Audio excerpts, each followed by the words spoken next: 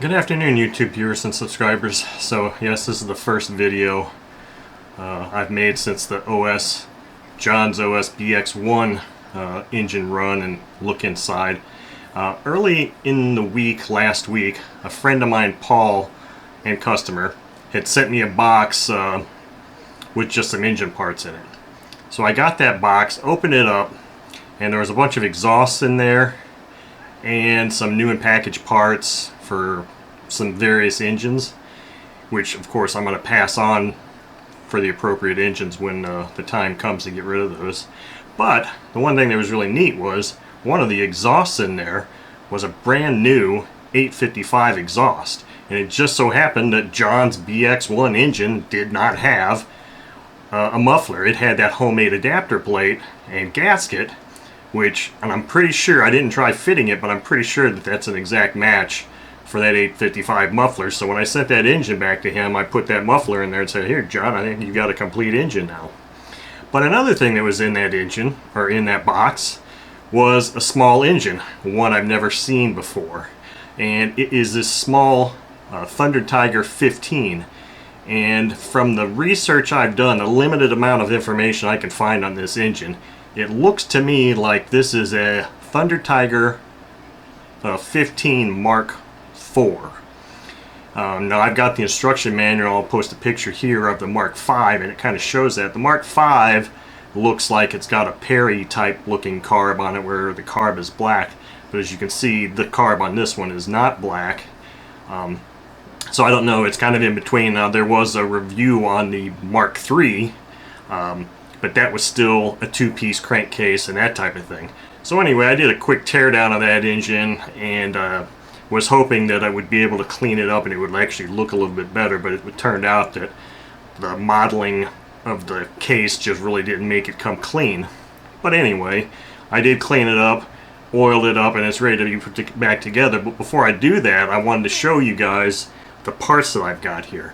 So if you look here, let me zoom in just a hair bit more here. These are the clean parts. And as I said, that case and everything's oiled up too, so there's a sheen on it.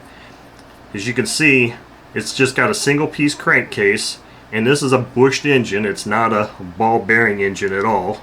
So the construction is very similar to the old Enya 15 engines from the early 80s, and the review article on the Mark III was in 1980. So I'm kind of thinking that that maybe puts this engine around 81, 82 time frame.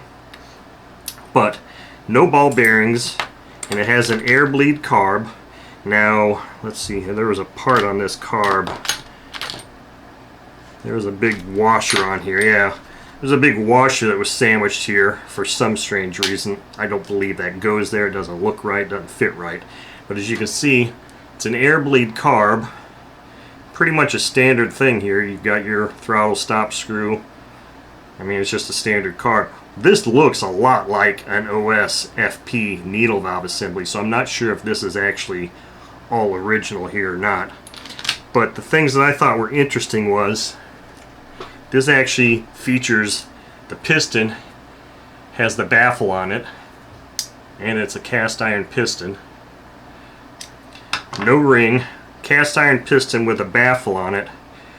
The intake side of the piston has these holes right here, as does that intake side of the sleeve. So that was kind of interesting. So at first, when I first pulled this apart, I was like, oh crap, I forgot to determine which way it came apart. But you look closely here and you can see there's shadowing here, and that bar from the exhaust is marked there. That's how I'm going to be putting it back together, because I thought it looked like sometimes you can see a big difference in the height of the exhaust and intake ports. Well, this one, when I put this exhaust side in here, it looked like it was rather high up, but if I rotated it around, the intake port looked like it lined up a little bit better. But like I said, because of the shadowing on this side of the sleeve, I know that this is the right way to go. Plus, it's got these two holes in the sleeve for intake, and it also corresponds to the piston there. So I just thought it was kind of an interesting little engine. It's all cleaned up, ready to put back together. Whether I actually run it or not, I don't know. But I thought it was kind of interesting, and I thought I'd show you guys another blast from the past. Really, I've never seen a Thunder Tiger engine of this vintage before. It's really old, and it should be a decent runner, I guess, but you know, maybe time will tell. Maybe I'll get a chance to actually run the thing. So anyway, thank you all for watching.